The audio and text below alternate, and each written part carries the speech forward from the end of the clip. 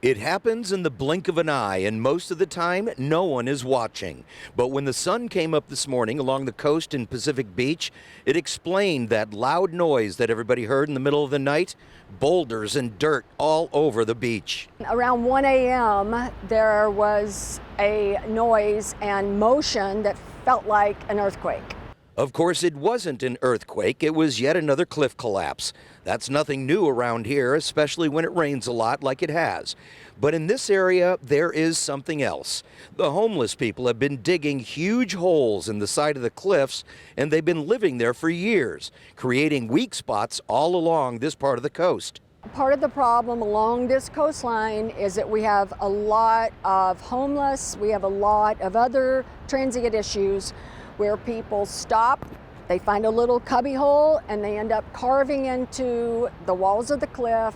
You don't need to be an engineer to realize that weak spots in an already crumbling coastline are not a good thing. Sherry Tabb and her neighbors have been raising red flags about this for several years now.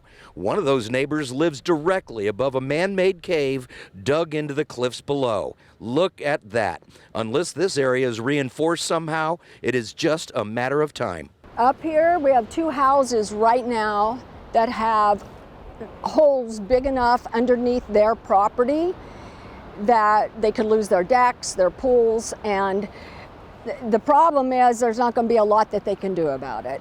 Of course, there are things that could certainly help, but the city has shown zero interest in addressing this problem so far.